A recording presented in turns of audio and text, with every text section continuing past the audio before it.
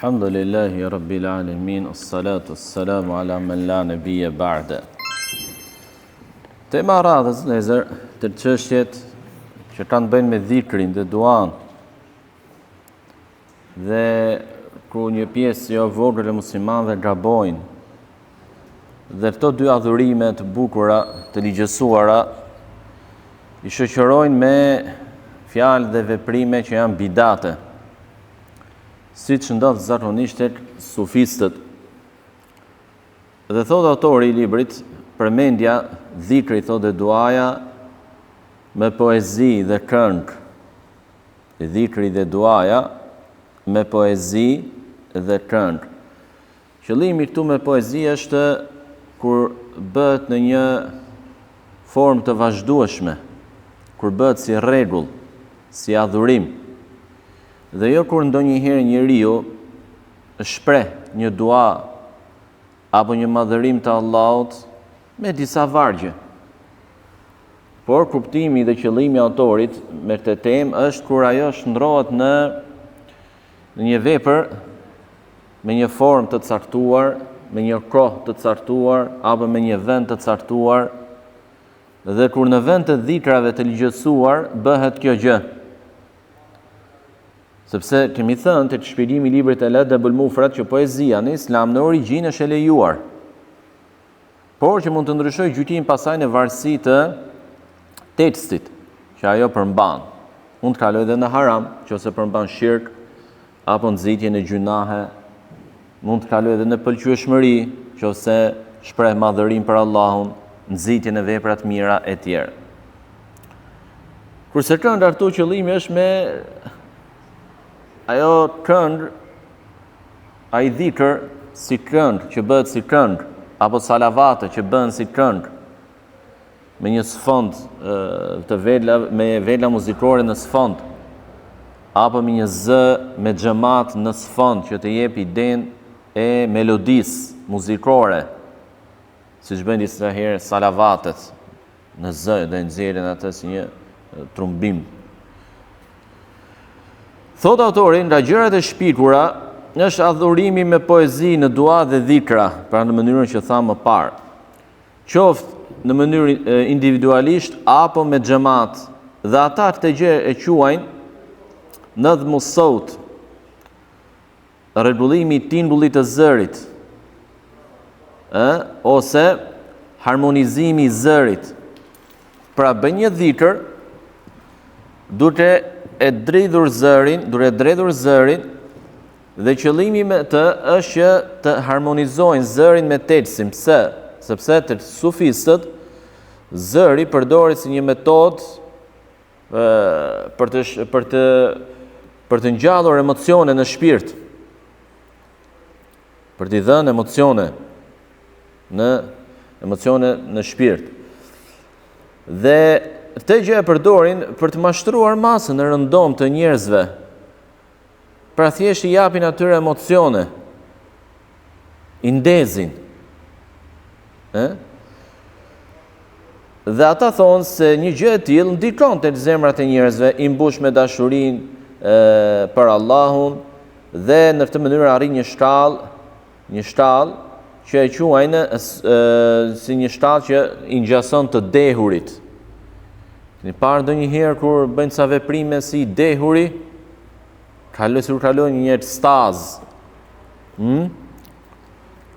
sikur përhumbin, si dehuri, që nuk din nga ikën, majtas, djathtas, apo bën një rrotullime të kokës, lëvizje të trupit, jo të një njeriu normal, por vetëm një i çmendur apo një i dehur mund t'i bëjë gjëra të tilla. Dhe ata e quajnë këtë gjë ngritje shpirtërore.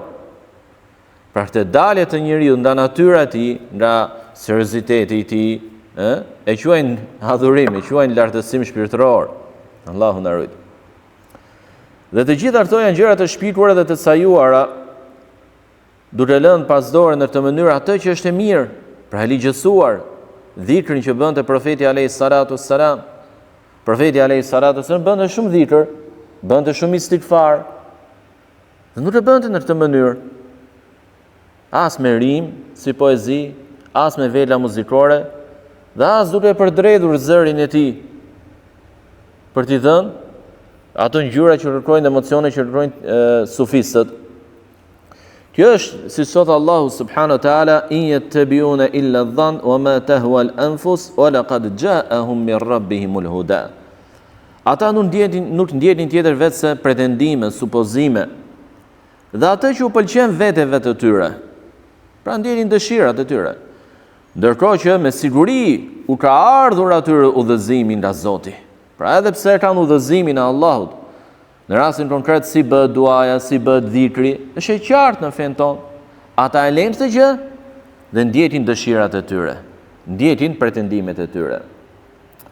Shiko pra si luan shejtani nga njëra anë, dhe me të gjëra një pjesë e tyre kërkon të përfitojë materialisht, duke përdorur fen.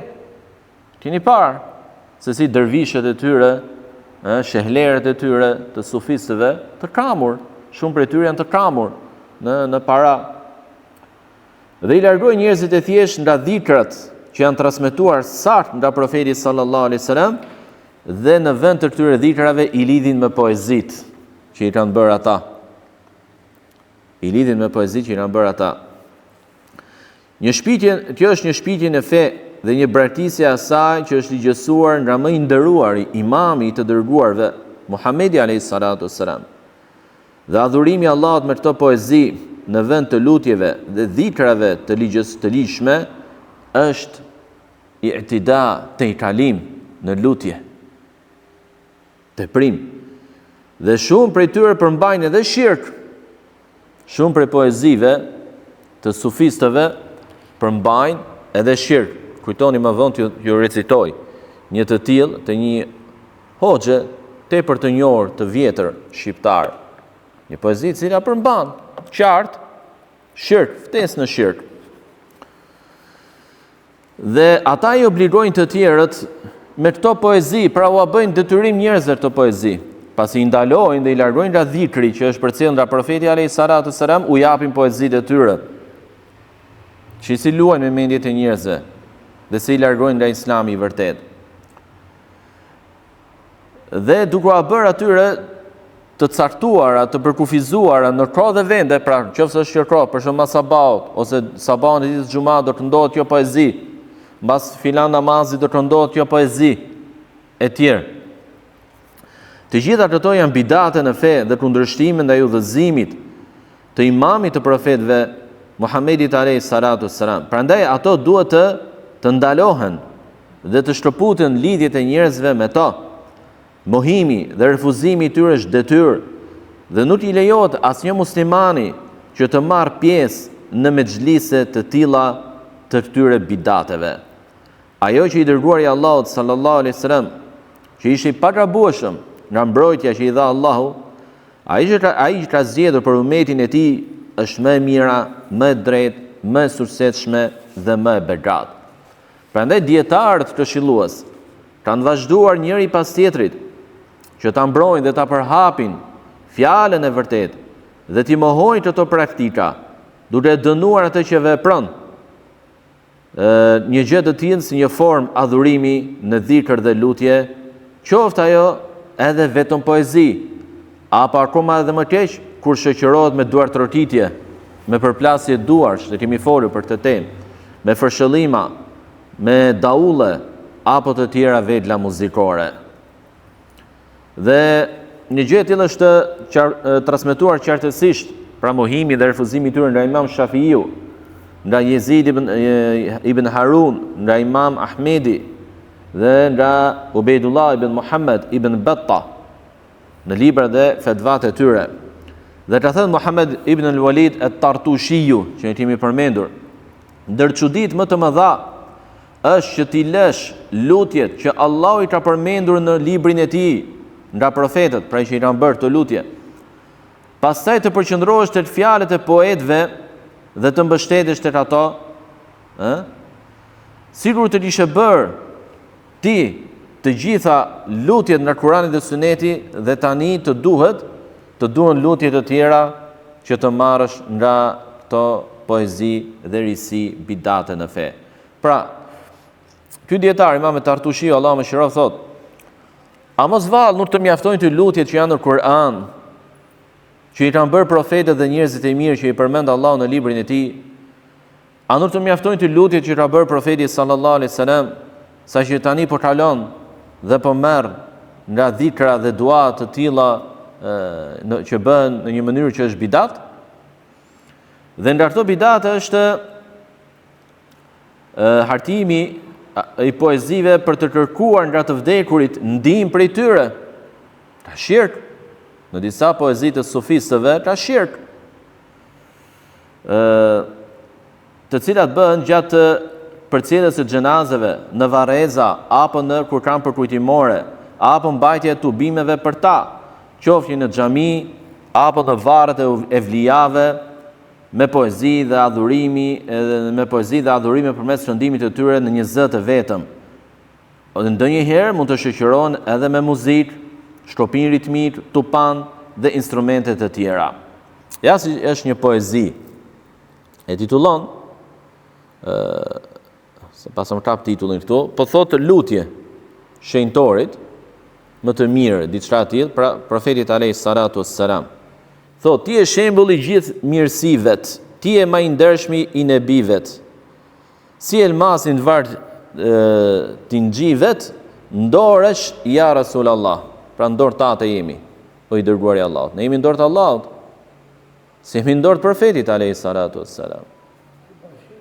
Shirk i qartë. Ti je dielli i ditunies, ja ke ndriçuar sytë njerëzis, je i dashëm i Perëndis, ndoresh ja Rasulallah. Prapë përsërit të varg shirku, Allahu na ruaj. Është pak shqipe vjetër, prandaj dhe unë lexoj me vështirësi. Njaj Zot që i kreu qiell dhe njetët tate ka babe, në këtë grad kur kush masle, ndoresh ja Rasulallah.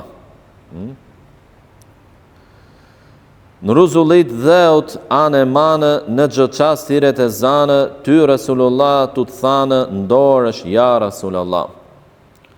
Por se na të udhë nuk po e ndjekim, për ne po vujm e po hjetim, prapt ke ti kryet e përpjetim, ndoresh ja Rasulallah. Për ty është krijuar gjithësia. Pra universi është kriju për hatër profetit alayhis salatu wassalam. Kjo është gabim i rënd. Allah e krijoi universin që të adhurohet ai, jo për hatrin e dikujt tjetër prej krijesave, por çdo qoftë ai krijesë. O ma khalaqtul jinna wal insa illa liya'budun. I krijova xhinët dhe njerëzit me qëllimin e vetëm që ata të më adhurojnë mua, mbaroi çështja. Çfarë bëjnë lavdat e mia, ty të ka lavdua vetë Perëndia, ndoresh ja Rasulallah. Dhe ç'është më e çuditshmja, këtë poezi që mban shirk, e kishe nxjerr një teolog në profilin tij në Facebook që mban veten si një teolog që është hoxh, është imam. Dhe kur xhamati lexon vargje të tilla, kur muslimanët e paditur lexojnë vargje të tilla, është shumë e mundshme që të bie në shirk. Sado që ky hoxh kur u kritikua, përpiqesh ta mbronte, ta interpretonte tjetër për tjetër, kur fjalia është e qartë se dielli nuk mbulohet dielli me shosh. Por edhe nëse qëllimi i autorit nuk është ajo që del, kuptohet, kur janë fjalë që ngatarrojnë njerëzit nuk nxjerrën. Sidomos kur u ngatarrojnë dhe u prishin atyre fen. A është mesazhi kuranor dhe i profetit i ngatarrum? Ç'është kjo gjë? Në vend pra që të ftohen njerëzit, populli jon që vuan për mungesë të tauhidi, të ftohet në mënyrë të thjeshtë, të qartë, të bukur në tauhid, ngatarrohen. Ta nxjerrin një njeri thjesht, hajde ma, por kur e nxjerrin një kleri, që del dhe mban edhe diskutime e tjerë, apo uftu dhe tu para të sakosh e tjerë, kjo është problem i madh pastaj. Por njerëz të tillë vinë nga grupacione që nuk i vjen rëndësi të tauhidit. Prandaj një koleg i tij shkoi akoma dhe më larg në idiotësi. Kur tha për emrat dhe cilësitë e Allahut janë pralla. Pra diskutimi për to është pralla. Si fjalë është kufër, s'ka dyshim. Si fjalë është kufër, nuk e bëjmë qafim personin. Pa dyshim. Si fjalë është kufër. Dhe çfarë ndodh pastaj? Por çfarë, qëllimi i tyre është thjesht grumbullojnë njerëz të marrin pushtet, të marrin drejtimet e gjërave e tjera. Allahu na ruaj. Dhe thot autori më pas dhe përmend disa shembull, siç është poezia e Burdës. Nuk e di është përkthyer shqip, ndoshta mund të jetë përkthyer vargjen nga kjo. El Buseiriut, një poezi e tij që përmban shirk. Dhe përmend edhe poezitë e tjera që i lexojnë sufistët. Apo thot këndimi i poezive para ezanit nga minaret. E bëjnë, sufistët janë lloj tariqatësh. Dhe çdo tariqat ka formën e tij të adhurimit me poezi.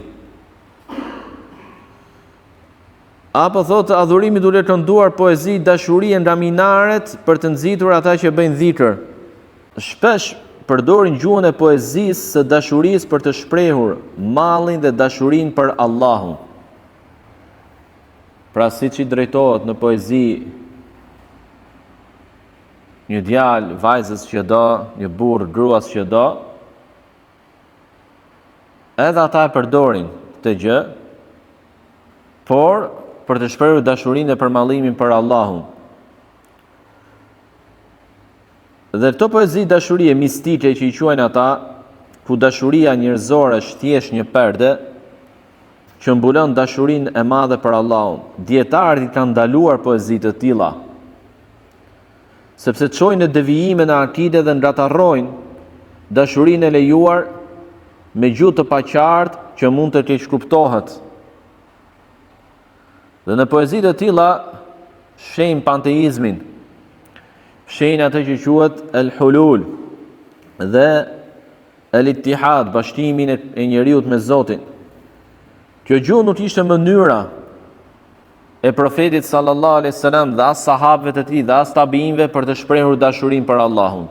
Nuk përdornin figura të tilla apo një mënyrë shprehje të tillë, pra duke simbolizuar dashurinë e dy krijesave me dashurinë e krijesës për krijuesin.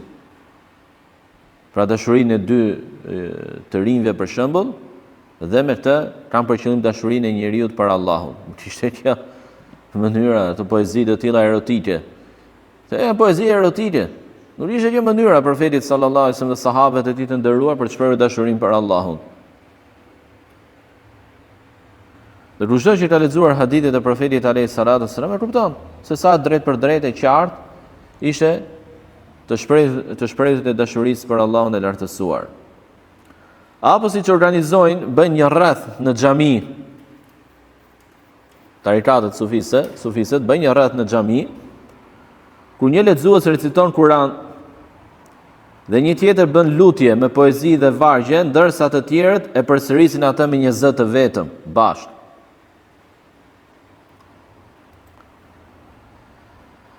E të tjera që përmend autori. Pra, thot autori më pas, adhurimi me poezi dhe këndim në formën e dhikrit lutjeve është një shpitje e re në fund të shekullit të dytë të Hijrit. Atëherë ka fillu kjo gjë.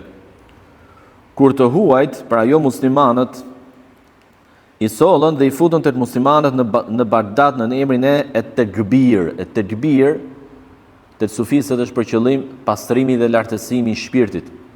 Pra e bëjmë të gjë për të pastruar dhe lartësuar shpirtin. Ta ngjisin shpirtin e tyre në qiell. Çu pretendojnë ata?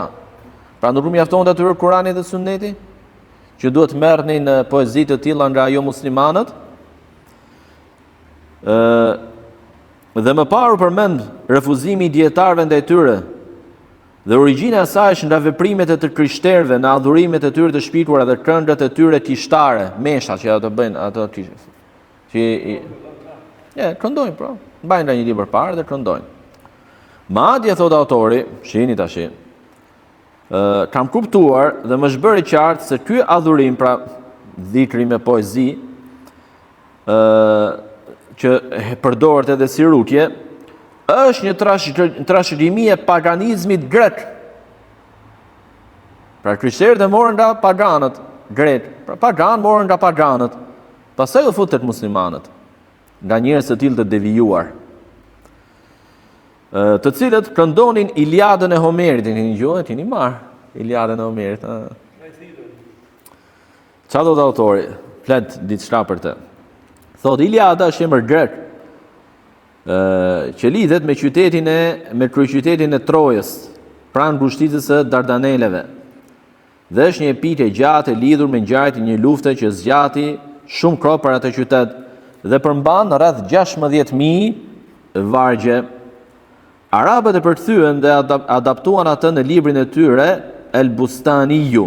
El Bustaniu, Suleiman El Bustaniu, nga krishterët e Libanit. Prandaj mori të emër El Bustaniu. Dhe thot më pas, thot Homeri, autori pra, është një nofk për këtë poet. Nofk, nuk është emri i tij vërtet. Për të cilin thuhet se ka jetuar rreth shekullit të 7-8 para erës son. Emri dhe genealogjia e tij nuk dihen, emri i saktë, dhe as zanafilla e tij. Dhe është thënë se ai mund të jetë një figurë imagjinare, mund të jetë edhe figurë imagjinare, pra kanë gjetur poezinë atë dhe thjesht i kanë vënë një emër. Si personazhet e 1001 netëve, edhe këtë e dini, pra. Por ka gjithashtu argumente që ai është një person real. Ai njihet kryesisht me nofkën Homer, që është një fjalë greke, për të cilën ka pasur mosmarrveshje mbi kuptimin e saj. Disa thonë se do të thotë pengu, fjala Homer, nga greqishtja e vjetër, për shkak të pengmarrjes së tij, të pjesëmarrjes së tij në një luftë kur rasti peng, rob.